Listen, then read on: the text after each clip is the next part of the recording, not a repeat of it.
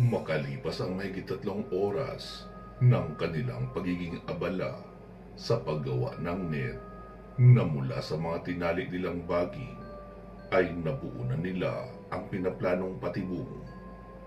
Nagsalita si Magnus. Brittany, kailan natin ito ilalatag? Bukas ng umaga, Magnus, bago sumikat ang araw, para hindi tayo makikita ng mga uwak. Kung totoong matatalino ang mga uwak na yan, malamang madali nilang maiisip kung para saan ang ilalagay nating net. Kaya gagawin natin ito bago pa sumikat ang araw, para kung sakaling gising sila at nakamasid sa atin, wala sila masyadong makikita kung sobrang layo nila sa atin at madilim pa ang paligid. Okay, sabi mo eh. Since plano mo naman ito, edi ikaw na ang bahala. Sabi naman ni Oliver. Grabe, napagod ako ah. Gabi na rin pala. 6:00 na pasado eh. Sabi naman ni Maris. Ako na magpapainit ng tubig para sa kape natin. Parisan na lang natin ang biskwit para may laman ang ating sikmura sa buong magdamag. Wika ni Maris at agad inasikaso ang pagpapaningas ng apoy na pag-iinitan ng tubig. Sina Magnus, Carlo at Oliver naman ay naupo lang habang nakasandal sa mga bato sa may unahan. Si Brittany naman ay nagpatuloy pa rin na gumagawa ng lubid na gagamitin nila na panali sa kanilang bitag. Makalipas ang kalating oras ay ready na ang mainit na tubig, kaya kanya-kanya na silang lapit sa kaldero para makakuha ng tubig na mainit. Mukhang kailangan natin magpahinga ng maaga. Maaga rin pala tayong gigising bukas para sa pagsiset up ng patibong. Wika pa ni Carlo. Oo, kailangan talaga natin matulog ng maaga. Marami tayong magiging aktibidad bukas. Sagot pa ni Brittany sa asawa niya, tapos naglatag na ng tolda sa likurang bahagi ng malaking bato. Sabi naman ni Oliver, walang magbabantay? Si Carlo naman ang sumagot sa kanya. Wala na muna. Unang-una, maliban sa mga uwak, ay wala na ako ibang nararamdaman ng mga nilalang na maaaring gumawi sa bahaging ito. Maaaring alam rin nila ang tungkol sa mga halamang may tinik na dinaanan natin, kaya iniiwasan nila ang bahaging ito. Pangalawa, narito naman kami ni Brittany. Mababaw ang tulog namin dahil sa malakas ang aming mga senses.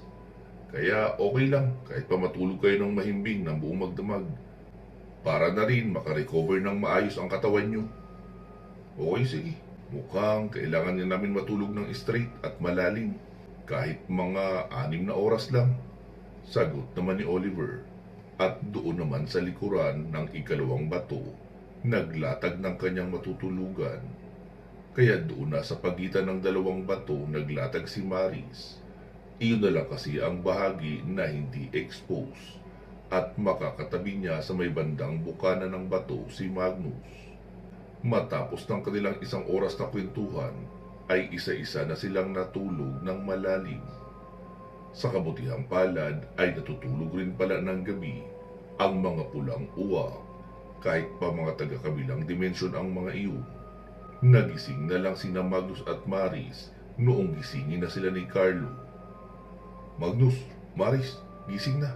4:00 na ng madaling araw. Oras na raw para maglagay ng ating bitag. Wika pa ni Carlo. Pupungas-pungas naman ang dalawa na bumangon. Pagkalabas nila sa pagitan ng bato, ay naroon na sina Oliver at Brittany, nagtutulong sa pagtatali ng kabilang bahagi noong bitag. Kaya sa kabila na sila pumwesto at kinabit na rin iyon. Noong matapos na ang pagsiset up, ay doon na mismo sa harapang bahagi sila pumwesto para kitang-kita ng mga uwak mula sa malayo. Doon na rin si Maris nagpainit ng tubig para sa kanilang kape, at doon na silang lahat naupo noong sila ay mag-almusal. Sabi ni Magnus, Oliver, pakisilip nga kung naroon pa ba sa malaking puno ang mga uwak. Agad naman iyong ginawa ni Oliver. Oo, punong-puno na naman ang uwak ang ibabaw ng puno. Tama talaga si Brittany. Mag-aabang lang sila sa atin kahit saan pa tayo pumunta. at magpapatuloy na mag-aabang ng pagkakataon na sumalakay. Sumapit ang alas 8 ng umaga, bagamat hindi sobrang liwanag ng araw sa dimensyong iyon, pero sapat naman para makita sila ng mga uwak kahit nasa malayo ang mga iyon. Nagsalita si Brittany. Sige na, magsipasok na kayo sa loob at humanda na sa paghila ng bitag natin. Sabi naman ni Maris, sigurado ka ba talaga Brittany sa plano mo? Wala ba tayong ibang pwedeng gawing pangpaing? Oo, sigurado ako Maris. Tsaka, huwag mo kaming alalahanin. Minuto lang naman ang bibilangin at hihilom na rin ang sugat namin. Dahil hindi naman mahiwag ang sandata ang gagamitin namin na panghiwa sa pulsuhan. Okay, sige. Mukhang sigurado ka naman talaga dyan sa plano mo. Wika pa ni Maris na medyo nag-aalala sa mga kasama na magsusugat ng sarili para lang may pangpain sila sa mga pulang uwak na iyon. Noong makapasok na ang tatlo sa kabilang bahagi, ay tinakpan nila ng tolda ang lagusan at nilagyan pa ng mga pabigat na bato para hindi bumukas kapag marami ang mga uwak na bumangga roon. Nagtira rin sila ng kaunting espasyo na malulusutan papalabas nila Brittany. Noong makita nila Brittany na tumango na sila Maris mula sa kabilang bahagi ng bato, ay inilabas na ng mag-asawa ang kanilang mga punyal at hiniwaan ang kanilang pulsuhan. Tapos naglakad-lakad sa unahan habang iwiniwisik ang dugo na sinasahod ng kamay. Si Oliver naman ay nakatutok sa telescope at makalipas lang ang 2 minuto ay tila nababaliw na ang mga uwak. Magkakasabay na lumipad sa itaas ng puno ng paikot-ikot. Brittany, humanda na kayo sa pagtakbo papunta rito. Naaamoy na nila ang dugo nyo. Ilang segundo na lang ay sasalakay na sila. Si Carlo naman ang sumagot. Oo, huwag kayong mag-alala. Mabilis kaming tumakbo. Hihintayin namin na malapit na talaga sila rito. Na tila 5 metro na lang ang layo sa amin bago kami tatakbo papunta dyan. Sabi naman ni Maris, Magnus, nakahanda na ang lighter mo? Oo naman. Nagpatuloy sa pag-iingay ang mga uwak sa itaas hanggang sa tila ipo-ipo na ang mga iyon na dumadaluhong papunta sa direksyon nila Carlo. Mahal, humanda ka na. Mauuna kang tatakbo. Oo Carlo, handa na ako. Sagot naman ni Brittany. Ilang saglit pa ay nasa di kalayuan na ang mga ibon. Nauna nang tumakbo si Brittany. Sumunod na rin na tumakbo si Carlo dahil tila nasa 2 dipang distansya na lang sa likuran niya ang mga nakasunod na mga pulang uwak. Nagigil sa naaamoy na malansang dugo. Pagkapasok ng 2 sa pagitan ng mga bato, ay agad nang humanda si Oliver sa paghila noong unang tali.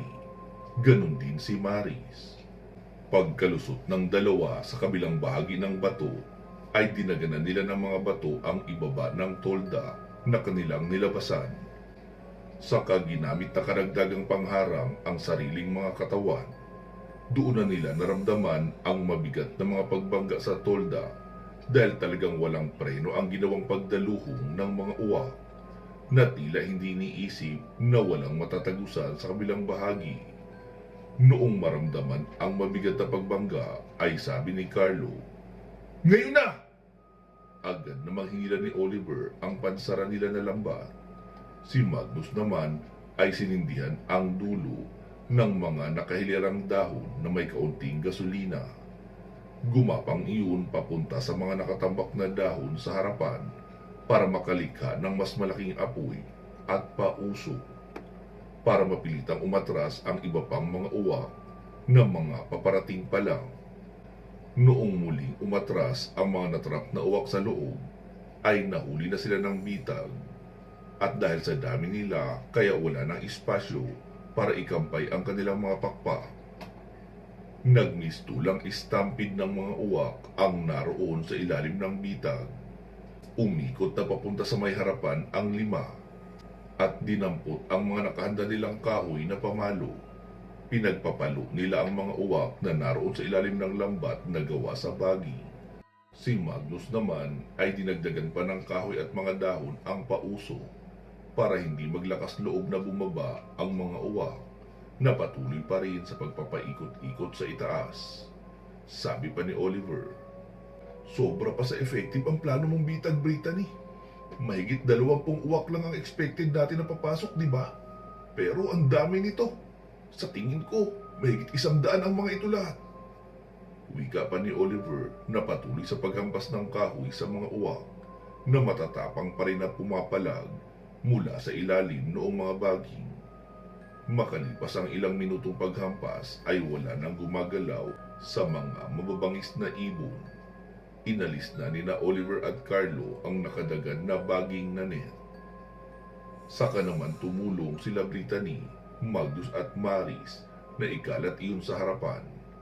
Tapos pinutulan nila ng pakpak ang iba at inihagis ang mga pakpak sa mga siga sa harapan para kumalat sa buong paligid ang amoy ng nasusunog na pakpak. Patuloy pa rin sa pag-iingay ang napakaraming uwak sa itaas, hanggang sa may ilang lumihis na ng direksyon at tuluyan ng lumayo. Sumunod na rin ang karamihan hanggang sa wala nang natira sa bahagi ng kinaroroonan nila Magnus.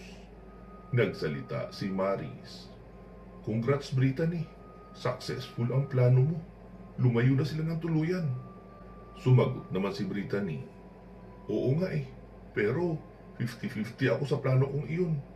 Siya nga pala, kailangan natin magdala ng maraming balahibo ng mga uwak na yan para kung sakaling muli silang sumalakay sa ibang lugar na makikita nila tayo, ay magpapausok lang tayo at maglalagay ng balahibo ng mga uwak. Maaalala na nila ang nangyari rito dahil sa amoy at nakikita nilang napakaraming patay na mga kasama nila rito. Siguradong hindi nila ito madaling makakalimutan. Maiisip nila agad na tayo ang gumawa nito kapag muli nilang maalala ang amoy ng sunog ng mga dahon na may halong balahibo. Sabi naman ni Oliver, okay sige, ako na ang gagawa. Nagsalita naman si Maris. Siya nga pala Brittany, kaunti na lang ang tubig natin. Kailangan na natin makahanap uli ng mapag-iigiban. Oo sige, maghahanap kami ni Carlo habang naglalakad tayo. Siguradong mas lalo tayong mahihirapan makahanap ng malinis na tubig kapag naroon na tayo sa bahagi ng dilaw na lawa. Karamihan ng tubig roon ay may asupre. Okay sige, ligpit na tayo para makaalis na agad. Wika pa ni Maris at pinagtulungan na nilang iligpit ang mga nakalatag na tolda sa likuran na itinakip nila sa daraanan ng mga uwak noong gumawa sila ng bitag. Makalipas ng kalating oras ay nakapack up ng lahat. So, paano? Tara na? Tanong ni Magnus. Oo sige, ready na ang lahat. Sagot naman ni Maris. Nauna na sa paglalakad sina Carlo at Brittany, habang panay ang luhod ng isang tuhod at ilalapat ang kamay sa lupa dahil nakikiramdam sila kung saan maaaring may puno na may dumadaloy na tubig na malinis. Nakalipas ang 2 oras na paglalakad ay sabi ni Carlo, may nararamdaman kaming tubig pero hindi malinaw kung maraming puno ang kinaroroonan dahil parang ang haba Malabo namang isipin na may ilog rito na malinis na tubig ang dumadaloy. Pero malay natin, di ba? Kaya magpatuloy lang tayo sa paglalakad pakaliwa dahil doon namin nararamdaman ang tubig. Sumagot naman si Magnus. Okay sige, kahit naman nagmamadali tayo ay mas kailangan pa rin natin ang tubig. Hindi tayo makakasurvive sa paglalakbay na ito kung mauubusan tayo ng tubig. Kaya sa araw na ito ay priority natin ang makahanap ng mapagkukuhanan ng tubig. Tumango ang mag-asawang Carlo at Brittany at nagpatuloy na sa paglalakad. Sa wakas ay nakalampas rin sila sa bahaging may malalaking bato at pampang na nakapaligid at pinasok na nila ang isa na namang makapal na kagubatan. Sabi ni Maris, Brittany, akala ko ba bihirang mabubuhayan ng matinong puno rito at halaman dahil walang sariwang tubig? Bakit green na green ang mga puno rito? Sumagot naman si Brittany. Sa tingin ko, may malawak na sapa rito na nagbibigay ng sariwa at malinis na tubig sa mga punong yan. Kaya ganito kasigla ang mga puno sa paligid. Sabi naman ni Oliver, sapa ba ka mo? Sana naman totoo yan. Gustong gusto ko na talagang maligo. Oo, yun ang hinala namin ni Carlo.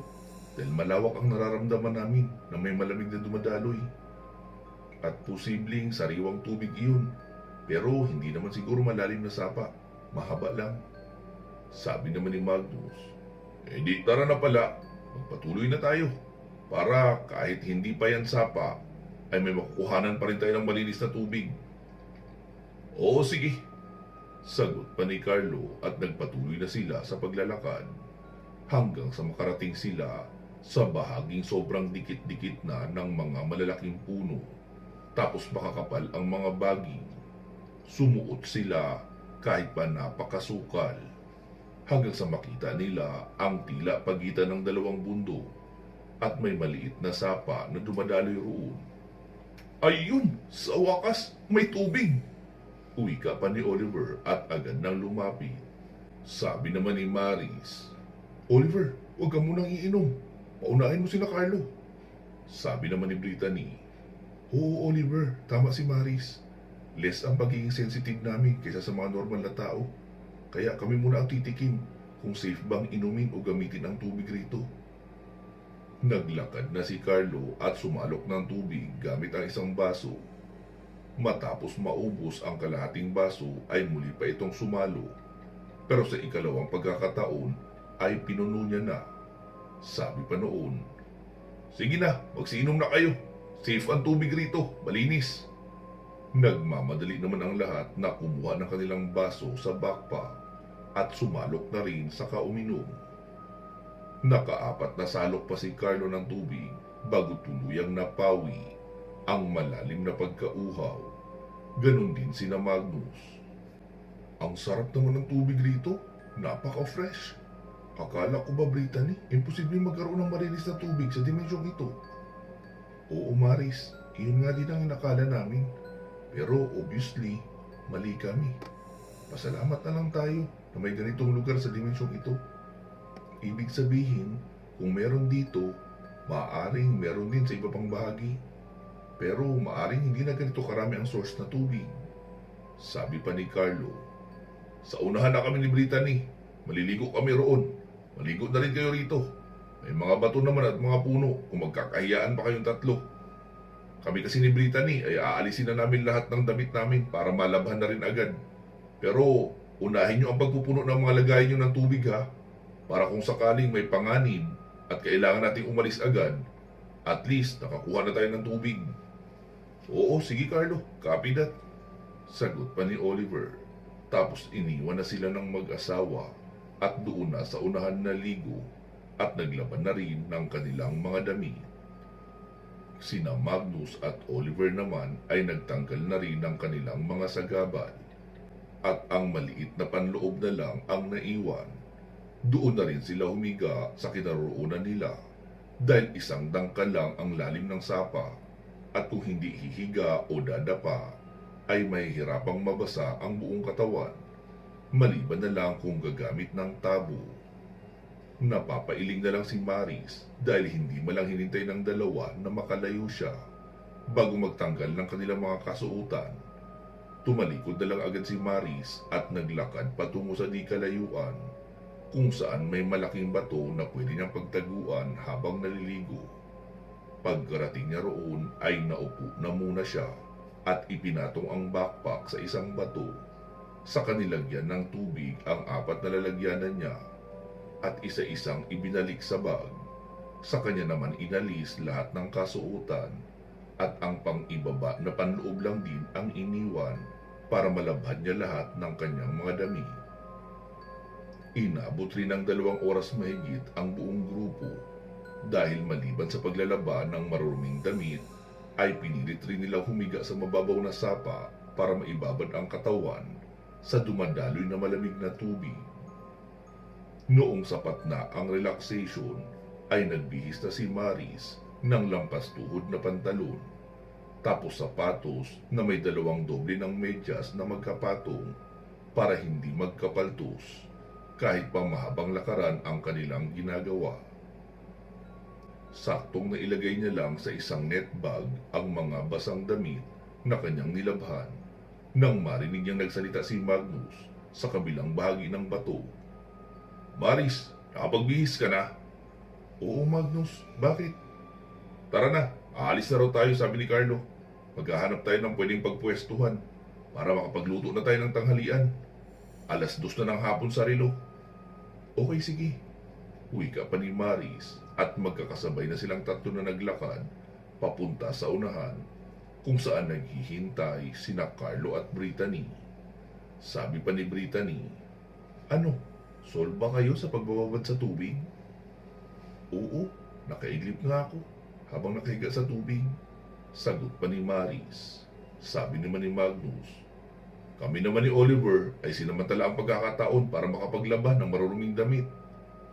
Oo, kami rin ni Brittany naglaba. Sabat naman ni Carlo habang patuloy silang naglalakad hanggang sasabihin ni Carlo, saglit lang, dito lang muna kayo. Napansin ko kasi na parang may mga patay na ibon sa unahan. Kaya ibig sabihin, may bumibiktima rito ng mga hayop.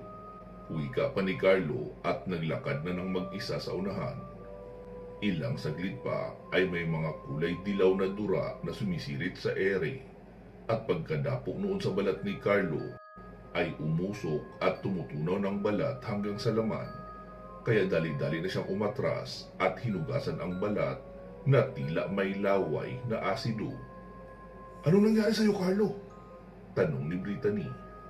May mga matatabang uod roon na dumudura ng asido. Hindi tayo makakalampas rito kung hindi tayo gagawa ng paraan. Tumingala si Brittany at pinagmasdan ang mga puno. Alam ko na, Carlo. Narito ang mga uod na yan dahil sa mga maliliit na bunga na nahuhulog mula sa mga puno. Yan ang pagkain nila. Umakyat ka sa puno at kumuha ka ng hinog na bunga.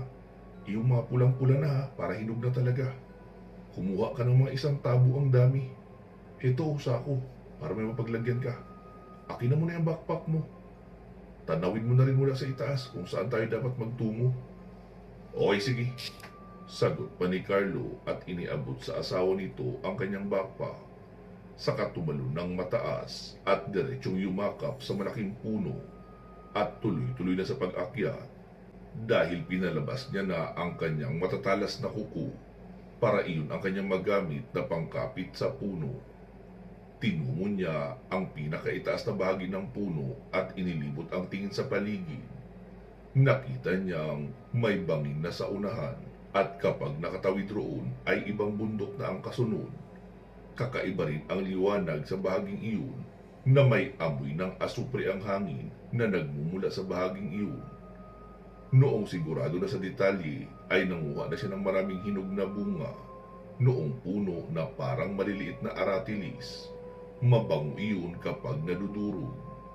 Noong makarami ay dahan-dahan na siyang bumaba. Eto na, Brittany, anong gagawin ko rito? Akin na yan, Carlo. Ako nang bahala dyan. Ito ng backpack mo. Isuot mo na at mauuna ako. Sumunod na rin kayo agad. Ikakalat ko lang itong bunga sa paligid para magsilabasan ng matatabang uod na sinasabi mo at magiging abala sila sa pagkain nito. Saka tayo tatawid ng dahan-dahan pero tuloy-tuloy. Iwasan nyo makatapak ng kahit isang uod ha. Dahil kapag nagpakawala yun ng tunog na tila nasasaktan, ay matatawag na rin ang atensyon ng lahat at magiging wala ng silbi ang pakain natin sa kanila. Okay, sige. Sagot pa ng lahat at humanda na sa pagsunod kay Brittany. Pagkarating ni Brittany sa unahan ay nagsaboy na siya noong bunga sa kaliwa at sa kanan. Doon na nagsilabasan sa mga butas ang napakaraming mga matatabang uod na kasing laki siguro ng braso ng bata at kasing haba naman ng ruler ang karamihan. Dahan-dahan na silang naglakad hanggang sa tuluyan ng malampasan ang bahagi na napakaraming uod. Nakahinga sila ng malalim noong wala nang nakikitang mga butas sa mga gilid. Itinuloy pa nila ang paglalakad sa mismong sapa hanggang sa makarating sila sa tila nagsisilbing dulo noon. Doon sa unahan na tayo gumawa ng kampo natin para hindi na rin masyadong malayo sa tubig. Makakakuha pa tayo bago tuluyang umalis bukas. Wika pa ni Magnus. Oo, tama si Magnus. Pagsang-ayon naman ni Carlo.